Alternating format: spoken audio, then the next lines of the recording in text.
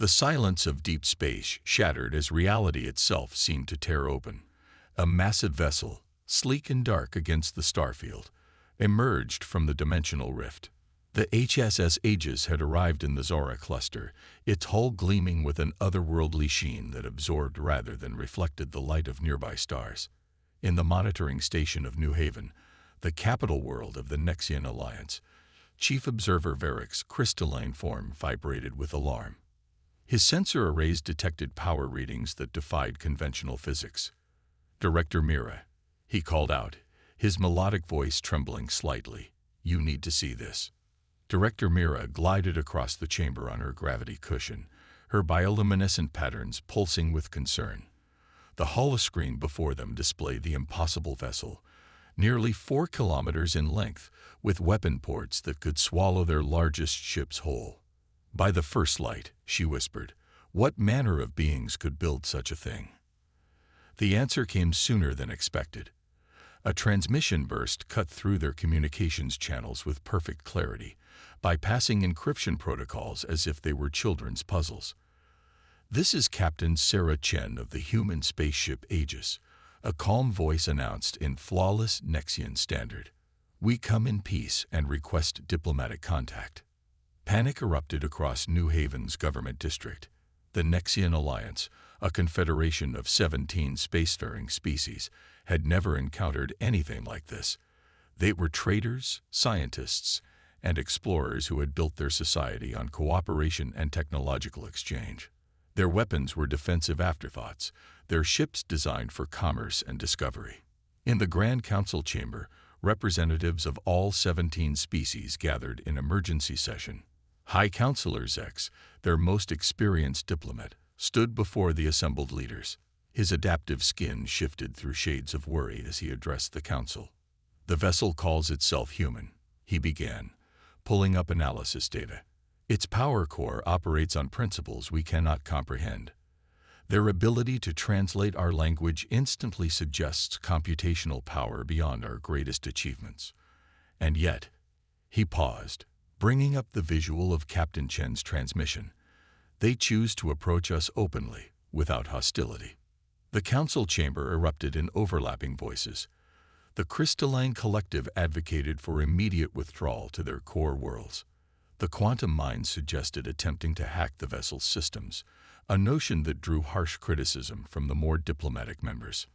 Meanwhile, aboard the Aegis, Captain Chen watched the chaos unfold through their passive sensors. Her XO, Commander James Rodriguez, stood at her side, both of them monitoring the Alliance's reactions. "They're terrified," Rodriguez observed. "But they're not running." "Good," Chen replied, her dark eyes fixed on the holoscreen. "Fear we can work with. It's panic we need to avoid." She had studied the files on the Nexian Alliance extensively before this mission. Their technological advancement was impressive in many ways. Their medical sciences surpassed humanity's in several areas, and their faster-than-light communications technology was elegant in its efficiency. But they had never faced the trials that had forged humanity into a spacefaring power. They had never endured the resource wars that had nearly destroyed Earth. They hadn't survived first contact with the aggressive swarm that had forced humanity to advance centuries and near decades. They hadn't learned to turn their homeworld's harsh conditions into advantages, building ships that could withstand the crushing pressures of gas giants or the searing heat of star coronas. "Deploy the diplomatic shuttle," Chen ordered. "Let's show them we can match their civilized approach." She turned to her diplomatic officer, Dr. Maya Patel, a woman whose gentle demeanor belied her brilliant strategic mind. "Maya, you're up. Remember, we need allies, not subjects. Show them respect, but don't hide what we are." As the shuttle launched from the Aegis's massive hull, carrying Dr. Patel and her team toward New Haven, both sides stood at the precipice of a moment that would reshape their corner of the galaxy. The humans brought power and protection, while the Alliance offered knowledge and perspective that humanity had never considered. In the council chamber, High Counselor Zex watched the approaching shuttle. Its size relative to the Aegis was almost comical, like a grain of sand next to a mountain. Yet somehow, That made him feel better. Any species that would choose such a small vessel for first contact, knowing it would make them vulnerable, couldn't be entirely warlike. Perhaps, he addressed the council, his skin shifting to more hopeful hues, we should consider not what these humans could do to us, but what we might accomplish together. The shuttle continued its approach, carrying with it the potential for either a new golden age or the beginning of the end for the Nexian Alliance. The choice, though none of them knew it yet, would depend less on the humans' intentions and more on the Alliance's ability to overcome their fears and embrace a future bigger than they had ever imagined. The diplomatic shuttle's landing bay doors sealed shut with a soft hiss. Dr. Maya Patel stood in the airlock chamber, her heart racing despite years of diplomatic training. Behind her, Security Chief David Torres and Cultural Specialist Dr. Aisha Khan completed their final equipment checks. None of them wore the intimidating battle suits that had been standard in humanity's early diplomatic missions. Instead, they dressed in formal fleet diplomatic uniforms, a calculated risk to show trust. Through the viewport, they could see the welcoming party, a diverse group of Alliance representatives. The crystalline form of a Lumini diplomat scattered rainbow light across the chamber.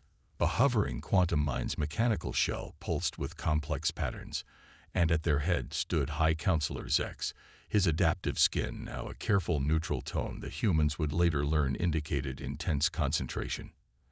As the airlock cycled, Maya touched the translator at her throat. The device contained advanced AI that could process and translate any known language in real time, one of many technologies that would astonish their hosts. The inner doors opened, and Maya stepped forward with a practiced smile. "Greetings, honored representatives of the Nexian Alliance," she said, her words flowing through the translator in perfect Nexian standard. "I am Dr. Maya Patel, Chief Diplomatic Officer of the HSS Aegis." The Alliance representatives flinched slightly at the mention of the massive warship hanging in their space. Zex, however, stepped forward with remarkable composure. "Welcome to New Haven, Dr. Patel. We are honored by your presence." The slight pause spoke volumes about the complex emotions running through the Alliance leadership. As they walked toward the council chamber, Maya noticed the subtle security measures in place.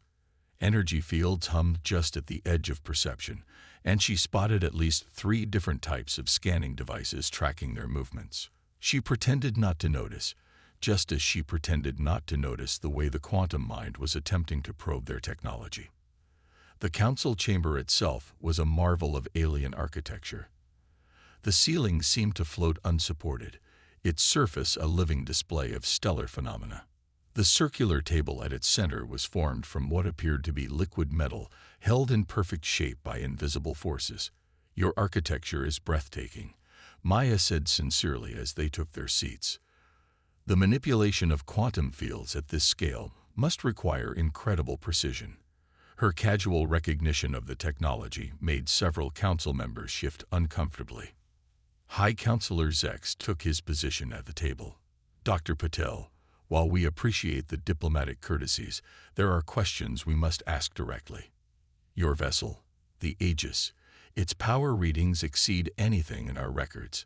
Your translation technology somehow learned our language without any prior contact. And our long-range sensors detect no other human vessels in nearby space. Why come here, alone, in a warship?" Maya nodded, having expected this question. "The answer is complex, Counselor. Humanity's journey to the stars was not a peaceful one. Our first contact with alien life came in the form of an attack that nearly destroyed our homeworld. We survived, adapted, and vowed never to be vulnerable again." She paused, letting that sink in. "But we also vowed never to become what we had fought against." She gestured to her companions. "That's why we're here without armor or weapons, why we came in a single ship rather than a fleet. The Aegis is powerful, yes, but it's here as a gesture of respect. We believe the Nexian Alliance deserve to see us as we are, capable of great power, but choosing to extend a hand in friendship." The chamber fell silent as the council processed this. It was the quantum mind who spoke next, its synthetic voice carrying harmonics of curiosity. You speak of survival and adaptation. Our analysis suggests your species originates from what we would classify as a death world. How does this influence your technological development? Maya smiled. Perhaps a demonstration would be more effective than an explanation. She removed a small device from her pocket, a standard personal shield generator. With your permission. After receiving a nod from Zex, she placed the device on the table and activated it. A shimming field of energy enveloped her side of the table. This personal shield can withstand energy weapons, kinetic impacts, and even small antimatter detonations. We developed it not for war, but to allow our children to play safely in Earth's higher gravity. The implications weren't lost on the Council. If this was their civilian technology, what were their warships truly capable of? But before the fear could take hold, Maya continued, and we would be honored to share such technology with our allies. Not as a payment for friendship, but as a symbol of trust. The atmosphere in the chamber shifted subtly. Fear began to give way to curiosity, suspicion to cautious hope. But just as the conversation seemed to be turning positive, alarms began blaring throughout the station. A junior officer burst into the chamber, their bioluminescent patterns flashing urgent warnings. High Counselor, our deep space sensors have detected multiple ships dropping out of hyperspace at the edge of the system. They're not responding to hails, and their energy signatures match the raiders that hit the outer colonies last cycle. Maya's hand went to her communicator even as Zex's skin shifted to emergency colors. The peaceful diplomatic mission was about to become something very different, and the Alliance was about to learn exactly why humans built their ships the way they did. The Council chamber erupted into chaos as tactical displays materialized above the liquid metal table. 37 raider vessels had appeared at the system's edge, their signatures matching the brutal pirates that had been terrorizing the outer colonies for months. The Alliance's defensive fleet was scattered, responding to distress calls from other sectors. Dr. Maya Patel's voice cut through the panic with calm authority. Captain Chen, are you receiving this? Her communicator projected a holographic display of the Aegis's bridge, where Captain Sarah Chen sat forward in her command chair, already analyzing the tactical situation. We see them, Doctor, Chen replied, her expression focused. High Counselor Zex, with your permission, the Aegis stands ready to assist in the defense of New Haven. Zex's skin rippled with conflicting emotions, fear of the raiders, uncertainty about trusting the humans, and desperate hope that they might survive the next few hours. The nearest Alliance defense fleet is 3 hours away at maximum speed, he admitted. We have only a small defensive squadron in orbit. That's all we need, Chen said with quiet confidence. Commander Rodriguez, Battle Stations. Dr. Patel, I suggest you and your team remain with the Council. They should see how humanity handles threats to our friends. The Aegis's klaxons sounded across the neural link as the massive warship came alive. Gun ports opened along its hull, revealing weapon systems that made the Alliance's best analysts gasp in disbelief. Energy readings spiked to levels that should have been impossible to contain. In the Council chamber, Maya activated a tactical display of her own, allowing the Alliance leaders to see exactly what the Aegis was capable of. Please watch carefully, she said. This will be educational. The raiders approached in attack formation, clearly expecting the same weak resistance they'd encountered at other Alliance colonies. Their ships were ugly, brutal things, cobbled together from stolen technology and optimized for causing maximum destruction. In previous attacks, even 3 such vessels had been enough to overwhelm Alliance defenses. The Aegis moved to intercept, its massive form accelerating with impossible grace. Multiple targeting solutions locked, Rodriguez reported from the bridge. Permission to demonstrate our point defense capabilities, Captain. Granted, Chen replied. Let's show them why you don't threaten innocent worlds when humanity's around. What happened next would be studied in Alliance military academies for generations to come. The Aegis's point defense grid activated, thousands of tiny energy pulses that seemed to bend space itself, swatting incoming Raider missiles out of existence milliseconds after they launched. The Raiders' energy weapons splashed harmlessly against shields that glowed with subtle iridescence. Fascinating, the quantum mind counselor observed. Their shield technology appears to operate on multiple quantum layers simultaneously. The energy isn't being absorbed or deflected. It's being redistributed across parallel probability spaces. Maya nodded. A technology we developed to protect our cities from solar flares after the great storms of 2157. Adaptation, as I mentioned earlier, is something of a human specialty. The Aegis's counterattack began with surgical precision. Instead of the overwhelming barrage the Alliance leaders expected, the human warship fired single, precise shots. Each blast passed through the Raiders' shields as if they didn't exist, striking exactly where needed to disable rather than destroy. We find that capturing pirates yields better intelligence than vaporizing them, Maya explained to the stunned council. Additionally, we found that showing mercy, even to enemies, often yields unexpected benefits. Within 15 minutes, the entire Raider fleet had been neutralized. No ships destroyed, no lives lost, but 37 vessels hung powerless in space, their crews trapped inside by fields of energy the Alliance couldn't even detect properly. Captain Chen's image reappeared in the council chamber. High Counselor, the threat has been neutralized. We're detecting approximately 3,000 prisoners aboard the Raider vessels.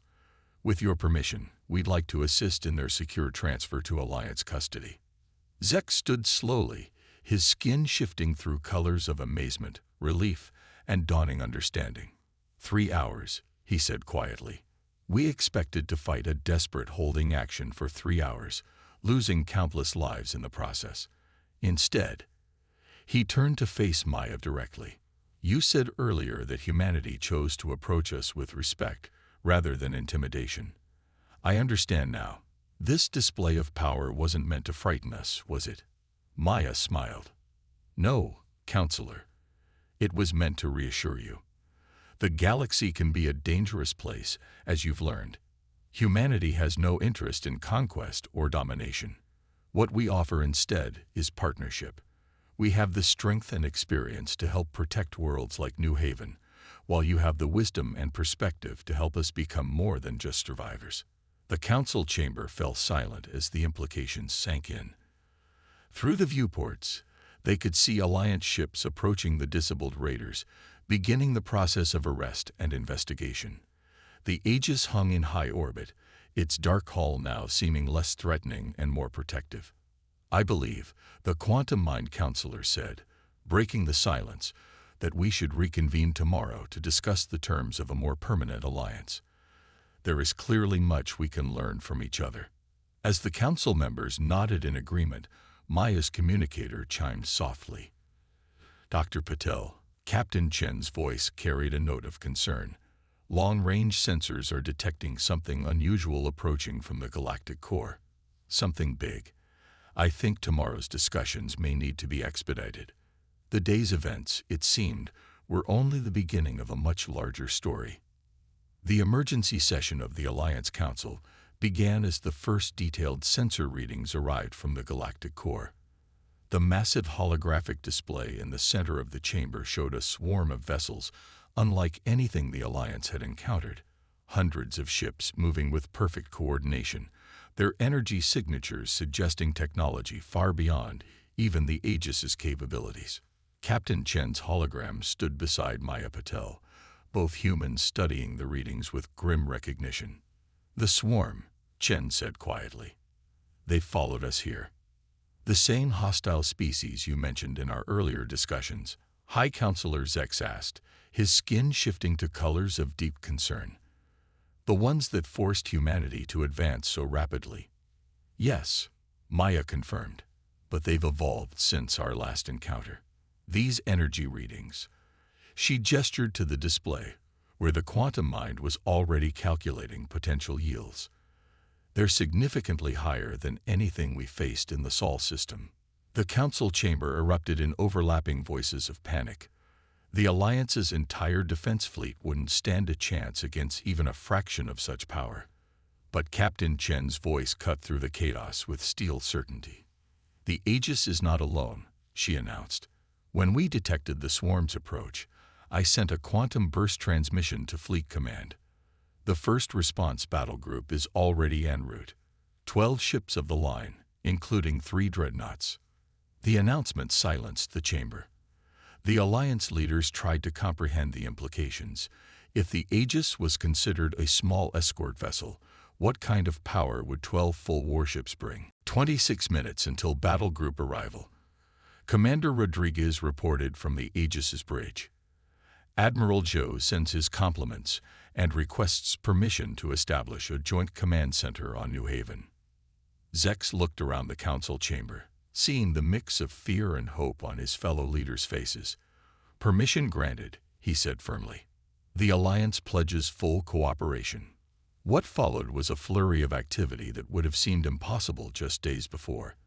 The Aegis's engineering teams began upgrading Alliance defensive systems, installing quantum shield generators and reality phase targeting arrays. Alliance scientists worked alongside human technicians, their different approaches to physics and engineering creating innovations neither side had considered before. In the newly established command center, Admiral Zhou, a tall woman with silver hair and eyes that had seen too many battles, stood before a combined human-Alliance tactical team. "The swarm operates on a hive mind principle," she explained, pointing to battle footage from previous encounters. "They're brilliant strategists, but inherently predictable. They can't comprehend individual initiative, which makes them vulnerable to chaos theory tactics." The quantum mind counselor's shell hummed with interest. "Your ship's quantum-layered shields, they're not just for defense, are they? They're designed to create localized reality distortions." Admiral Zhou smiled. "Precisely. The swarm calculates every possible move in advance, but they can't account for actions that bend the laws of physics themselves. That's humanity's greatest weapon. We don't just think outside the box, we redesign the box while we're fighting." Across New Haven, preparation for the coming battle transformed the capital into an armed camp. The Aegis hung in high orbit, its massive form now a reassuring presence rather than a source of fear. Around it, Alliance ships practiced new formation patterns, learning to work with human tactical doctrine. In a quiet moment between planning sessions, Maya found High Counselor Zex in the observation dome, watching the combined fleet exercises. His skin had taken on a new color pattern she hadn't seen before.